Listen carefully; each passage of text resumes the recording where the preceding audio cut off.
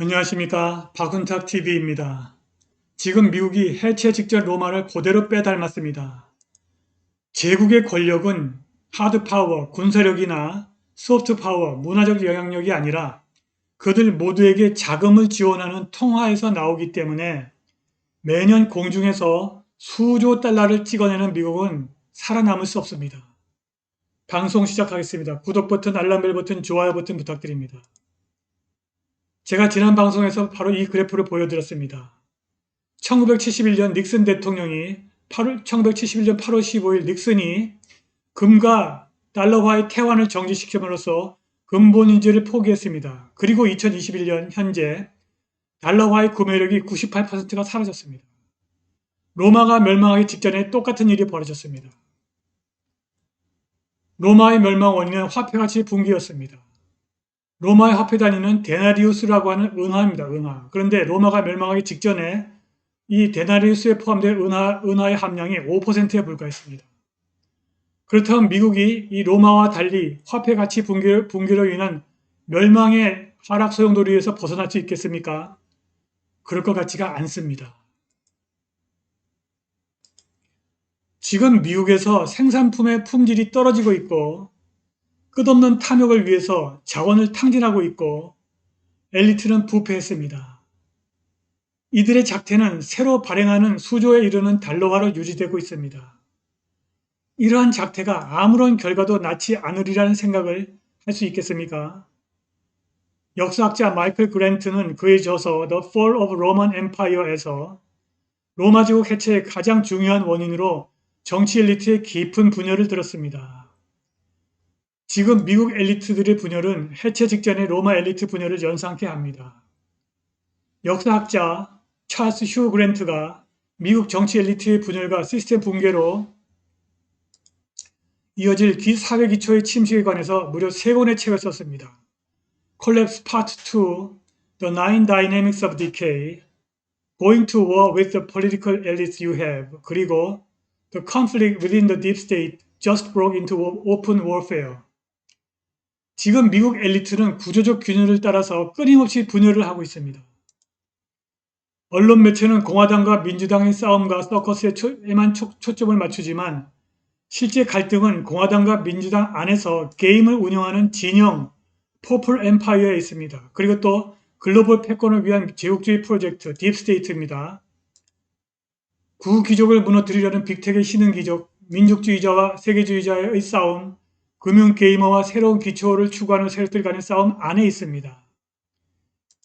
이러한 구별은 찰스 휴 그랜트의 비공식적인 약어이지만 극단적인 정책이 새로운 극단에 도달하고 붕괴 위험이 증가함에 따라 갈등은 현실적이고 심화되고 있습니다. 가장 위험한 엘리트는 연준과 재무성이 끊임없이 수조에 이르는 달러화를 찍어내어도 미국의 글로벌 패권에는 아무런 문제가 없다는 변태적이지만 그럴듯한 신념에 집착하는 세력입니다.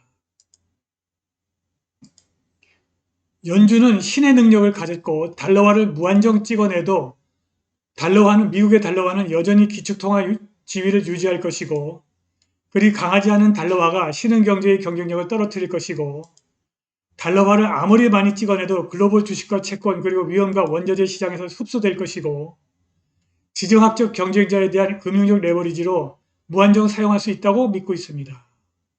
결론적으로 아무 문제가 없다는 것입니다. 매년 수조 달러를 마구 찍어내도 아무 문제가 없다는 것입니다. 과연 연준이 전능한 all powerful한 존재일까요?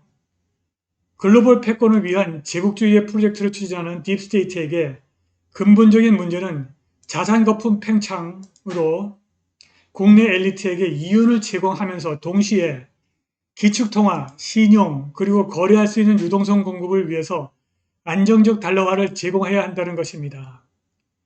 미국의 억만장자들은 이미 부유한 자들을 연준이 끊임없이 관대하게 대하는 것은 크게 환영하지만 미국 패권을 유지하는 임무를 떠안고 있는 자들은 연준과 재무성이 매년 찍어내는 수조 달러가 생산적인 투자로 이어지지 않으면 미국 패권의 기초가 무너진다는 것을 누구보다 더 잘 알고 있습니다. 연준과 연준 엘리트와 체르노빌 핵발전소 감독에 실패한 소련의 KGB의 유사성을 제도적 관점에서 살펴볼 필요가 있습니다. 이하 체르노빌 더 히스토리 오브 누클리어 카타스트로프라는 저서를 참조했습니다. 소련의 핵전력 산업을 포괄적으로 장악한 유일한 기관은 KGB였는데 이것이 정부, 경제 그리고 사회의 모든 영역을 파악하고 장악하고 있었습니다. KGB가 국가기밀을 다 장악하고 있어서 심지어 정치 엘리트조차 핵발전소 폭발 가능성과 폭발의 결과에 접근할 수가 없었습니다. 소비에트 연방 붕괴의 마지막 진통에서처럼 지금 미국에서도 아무도 책임을 지지 않고 있는 것 같습니다. 이제 무능함이 미국 전역의 기본적인 설정인지 아니면 경쟁하는 어떤 세력에 의해서 무능이 강요되고 있는지 확인할 길도 없습니다. 실패가 너무나도 절대적일 때 단지 무능만으로는 상황을 설명할 수 없습니다. 아마도 어떤 세력이 실패를 너칭하는 것 같습니다.